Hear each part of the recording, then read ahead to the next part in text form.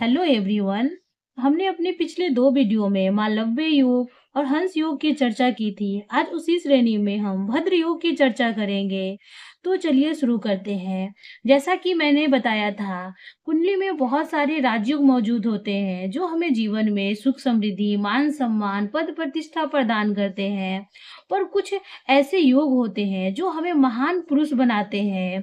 शास्त्रों में पंच महापुरुष योग का वर्णन मिलता है। पंच अर्थात 5 ऐसे ग्रह है जो विशेष भाव और विशेष राशि में जा करके व्यक्ति के अंदर कुछ ऐसे गुण, कुछ ऐसे कला का विकास कर देते हैं जिस कारण समाज में उन्हें महान पुरुष के रूप में ख्याति प्राप्त होती है। उस श्रेणी में प्रथम मालव्य योग होता है। मालव्य योग का निर्माण शुक्र करते हैं। शुक्र अपने वृषभ, तुला या मीन राशि का होकर के लगन में, चतुर्थ में, सप्तम या दसम भावों में विराजित हो तो मालव्य योग बनता है। ऐसे लोग हर तरह के सुख सुविधा से संपन्न चक्रवर्ती सम्राट की तरह जीवन यापन करने वाले होते हैं। दूसरे नंबर पे हंस योग होता है। हंस योग का निर्माण बृहस्पति करते हैं।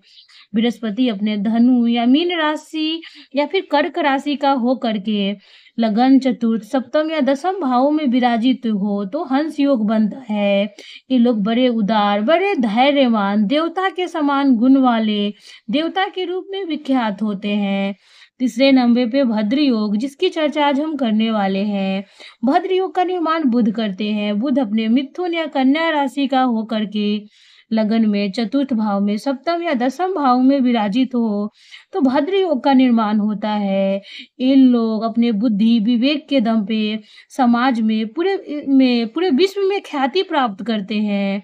चौथे नंबर पे रोचक योग होता है। रोचक योग का निर्माण मंगल करते हैं। मंगल अपने मेष राशि, वृश्चिक राशि या फिर मकर राशि का हो करके लगन, चतुर्थ, सप्तम या दसम भावों में विराजित हो तो रोचक योग बनता है।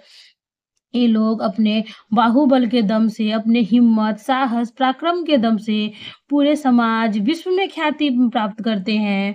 5वें नंबर पे शस्य योग होता है। शस्य योग का निर्माण शनि करते हैं। शनि अपने मकर, कुंभ राशि या फिर उच्च के तुला राशि का होकर के लगन, चतुर्थ, सप्तम या दसम भावों में विराजित हो तो शस्य योग बनता है। ये लोग बड़े ईमानदार, बड़े मेहनती होते हैं और अपने दम से पूरे समाज में, पूरे विश्व में ख्याति प्राप्त करते हैं। यहाँ जो मैंने लिखा है ये शुरू के 2 ग्रहों की स्वराशि है और तीसरी उनकी उच्च की राशि है। जैसे शुक्र की वृषभ तुला स्वराशि तथा मीन उच्च की राशि है, वहीं बृहस्पति की धनु मीन स्वराशि और कर्क उच्च की राशि है। इस तरह आप समझ लेंगे, जिसमें आज हम भद्र योग की चर्चा करने वाले हैं। भद्र योग का निर्माण बुध करते हैं। बुध की 2 राशि है, मिथुन राशि, कन्या राशि, और वो कन्या राशि में ही उच्च के हो जाते हैं। तो चलिए भद्र योग के विषय में देखते हैं। भद्र योग का निर्माण बुध करते हैं। बुध यदि मिथुन या कन्या राशि का होकर के यहाँ पे लगन में, यहाँ पे चतुर्थ में, सप्तम में या फिर दसम भावों में विराजित हो तो भद्र योग बनता है। आप अपनी कुंडली निकालिए और देखिए कहीं आपके बुध इन चारों जगहों पे तो नहीं विराजित है। यदि है तो फिर राशि देखिए। यदि वे कन्या राशि अर्थात 3 नंबर की राशि और 6 नंबर की, 3 नंबर राशि मतलब मिथुन राशि या फिर 6 नंबर कन्या राशि के हैं तो आपकी कुंडली में भी भद्र योग होता है। तो चलिए आप वीडियो को ध्यान से देखिए, सुनिए आप क्यों आए हैं इस धरती पे। सबसे पहले नंबर बात, भद्र योग का निर्माण सारे ही लग्नों में नहीं होता है। जैसा कि मैंने बताया था, मालव्य योग का निर्माण सारे लग्नों में होता था, जबकि हंस योग का निर्माण सारे लग्नों में नहीं होता था। ऐसे ही भद्र योग का निर्माण सिर्फ 4 लग्नों में होता है, मिथुन लगन, कन्या लगन, धनु लगन, मीन लगन। जबकि ये मेष लगन, वृषभ, कर्क, सिंह, तुला, वृश्चिक, मकर, कुंभ लग्नों में इसका निर्माण नहीं होता।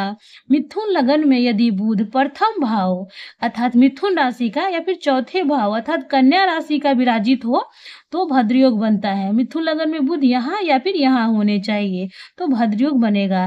यदि आपकी कुंडली कन्या लगन की है तो यदि बुध आपके लगन में अर्थात कन्या राशि के या फिर दसम भाव में मिथुन राशि के बुध विराजित है तो आपकी कुंडली में भी भद्र योग बनेगा। तीसरे नंबर पे धनु लगन। यदि आप धनु लगन के हैं तो बुध यदि आपके सप्तम भाव में मिथुन राशि के या फिर दसम भाव में कन्या राशि के हैं तो आपकी कुंडली में भी भद्र योग बनेगा। यदि आप मीन लगन के हैं तो बुध यदि आपके चौथे भाव अर्थात मिथुन राशि के या फिर सप्तम भाव कन्या राशि के हैं तो आपकी कुंडली में भी भद्र योग बनेगा। तो भद्र योग का फल क्या होता है? ये लोग बड़े इंटेलिजेंट होते हैं, बड़े बुद्धिमान, बड़े तर्कवान, इनके अंदर बहुत अधिक निपुणता होती है किसी काम को करने में, बहुत अधिक बुद्धिमत्ता होती है, इनका इंटेलिजेंस लेवल बहुत हाई होता है। ये लोग टेक्नोलॉजी में बहुत नया कुछ करने वाले, मैथमेटिक्स के दुनिया में कुछ खोज करने वाले, कैलकुलेशन में बहुत फास्ट होते हैं, बड़े विवेकमान बुद्धिमान होते हैं। ये लोग अपने बुद्धि और विवेक के दम पे ही पूरे विश्व में ख्याति प्राप्त करते हैं। हमें एक दो बातों का ध्यान रखना चाहिए। हमें सिर्फ ये देख कर ही नहीं सोचना चाहिए कि यदि बुध हमारे लगन चतुर्थ सप्तम या दसम भाव में है तो ही भद्र योग बनेगा। यदि आपके चंद्र कुंडली से अर्थात चंद्र से भी बुध लगन में, चौथे में, सातवें में या दसम भाव में है तो भी भद्र योग बनेगा। अर्थात यदि चंद्रमा के साथ बुध हो या फिर चंद्रमा से चौथे भाव में बुध हो या फिर चंद्रमा से सप्तम भाव में बुध हो या फिर चंद्रमा से दसम भाव में बुध हो तो भी भद्र योग बनेगा।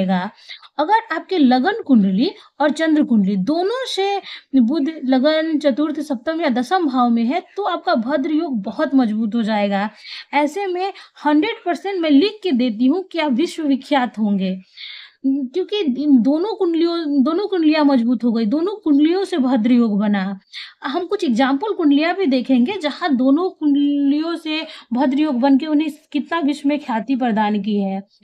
भद्र योग का न्यून फल कब मिलता है या फिर भद्र योग कब संघर्षमय बन जाता है? जब बुध वक्री हो जाए, जब वो लगन से या फिर चंद्रमा से लगन चतुर्थ सप्तम या दसम भाव में विराजित हो मिथुन या कन्या राशि का, पर यदि वो वक्री हो जाए तो ऐसे में बहुत न्यून फल मिलता है, अर्थात बहुत संघर्षों के बाद फल मिलता है। ऐसा इसलिए क्योंकि नारी ज्योतिष मानती है कि कोई भी ग्रह वक्री होकर अपने पीछे वाले घर का फल देने लगते हैं। मैंने भी ऐसा नोटिस किया है कि बुध यदि वक्री हो जाए तो भद्र योग में कमी आती है। साथ ही यदि बुध 0 से 2 डिग्री के बीच में हो या फिर 29-30 डिग्री के हो तो ऐसे में बुध का पावर बहुत कम होता है, वो तुरंत ही उस घर में प्रवेश किए होते हैं तो फल देने में थोड़े असमर्थ हो जाते हैं। तो इसका भी ध्यान रखना चाहिए। कई बार बुध यदि पाप ग्रहों के साथ शनि मंगल राहु केतु के साथ अधिक पीड़ित हो जाए तो भी भद्र योग में कमी देखी गई है। बुध के साथ यदि राहु हो तब तो और व्यक्ति और ज्यादा इंटेलिजेंट होता है, पर यदि शनि की दृष्टि हो जाए तो इंसान थोड़ा पीड़ित हो जाता है, जिस कारण इसके फल मिलने में दिक्कत होता है। तो चलिए आइए कुछ एग्जाम्पल चार्ट्स देखते हैं। पहली कुंडली है महेंद्र सिंह धोनी की।